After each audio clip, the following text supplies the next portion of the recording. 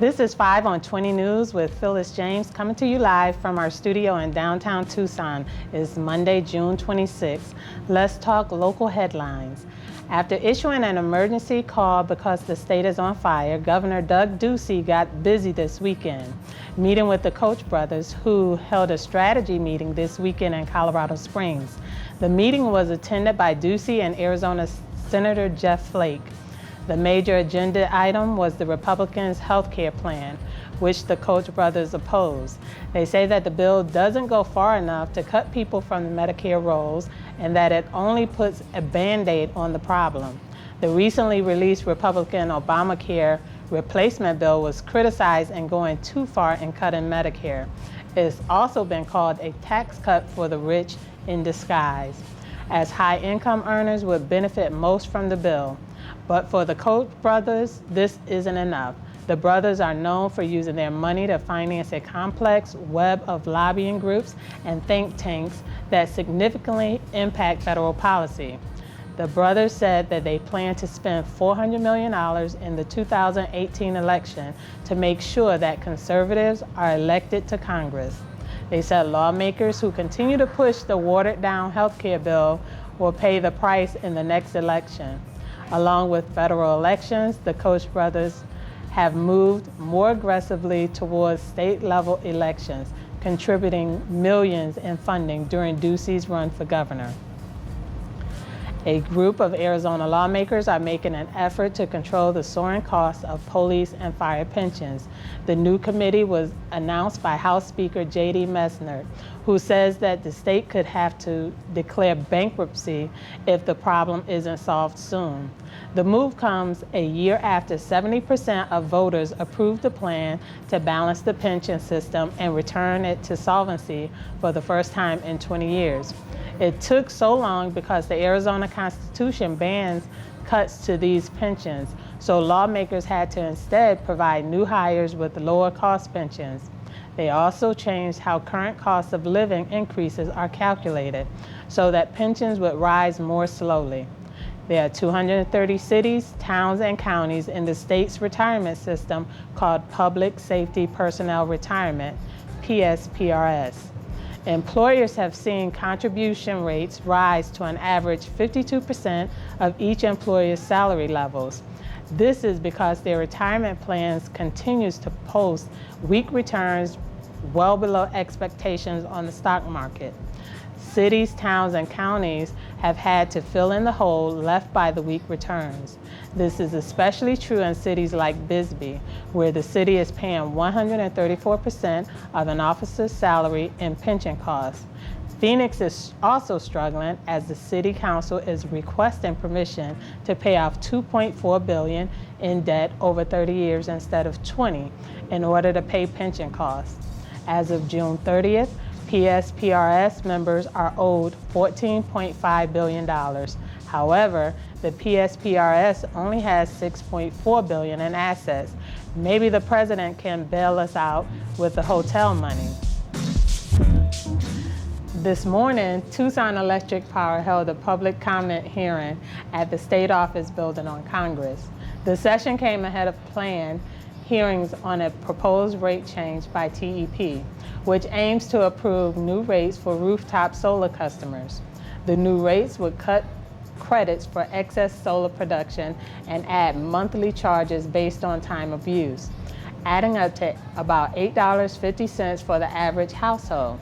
TEP has proposed a new rate of 9.7 cents per kilowatt hour to reimburse solar customers for excess energy. This is lower compared to the current rate of 11.5 cents per kilowatt hour. In addition, TEP also proposed a $4 meter reading charge for solar customers, but this would not affect customers who have already had rooftop solar panels on their homes. Supporters of Rooftop Solar organized a rally outside the state offices today to protest what they say is an attempt to stifle solar use. They accused the state's regulators of being in the pockets of traditional energy companies who benefit from slower growth in solar. However, TEP and other utilities say that the new rates more accurately represent the cost of managing the recent growth in solar power.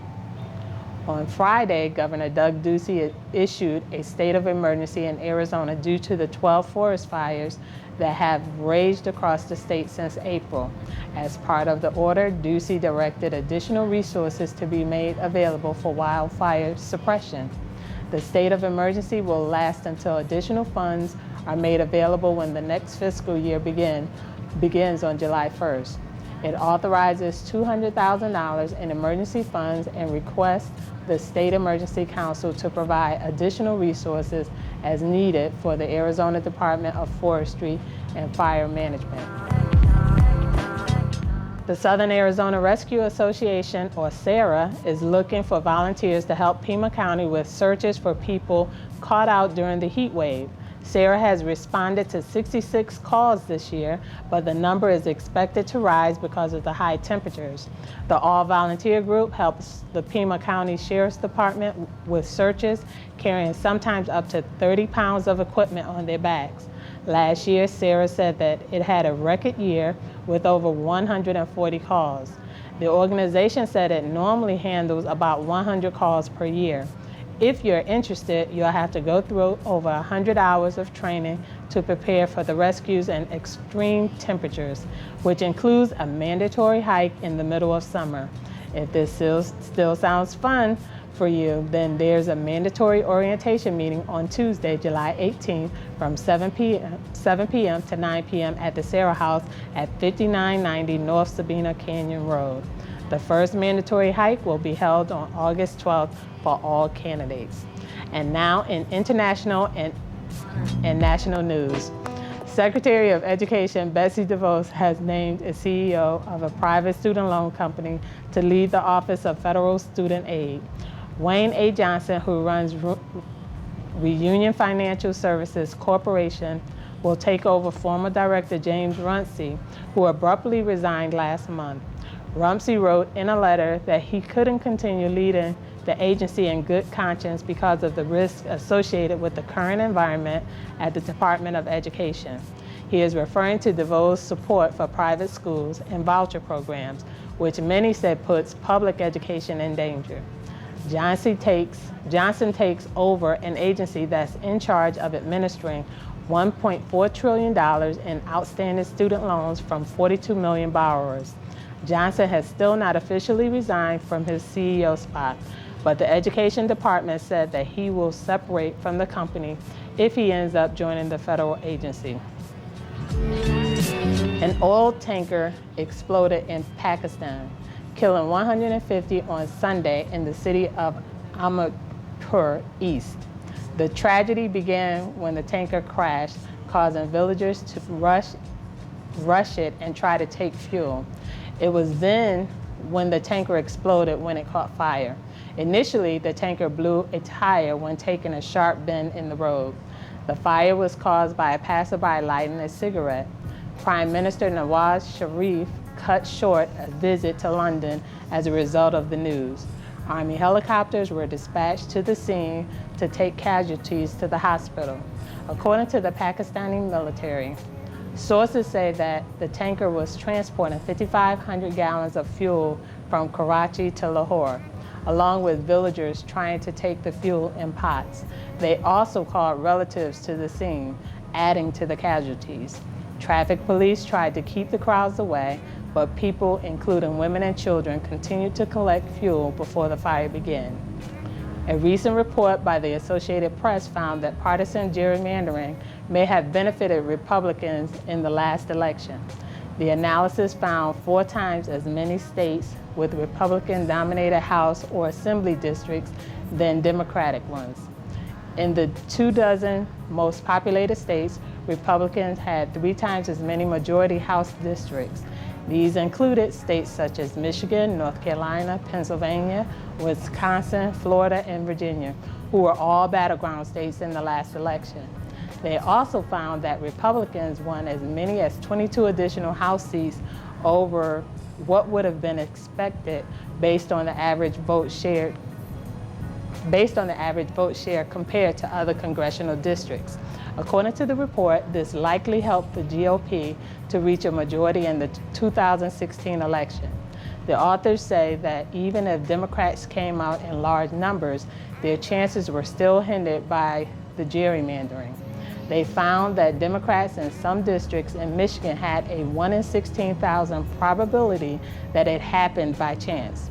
This adds to the evidence that districts were purposely carved out to benefit Republicans.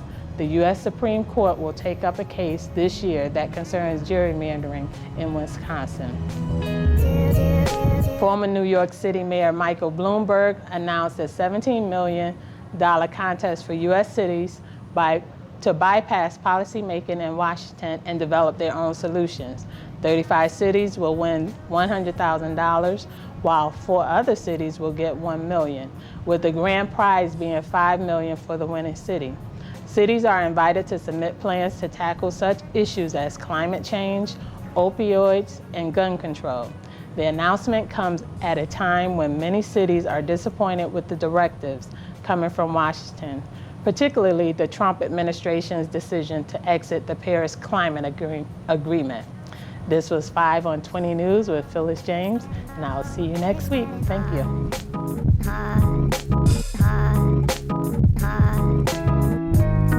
Goodness.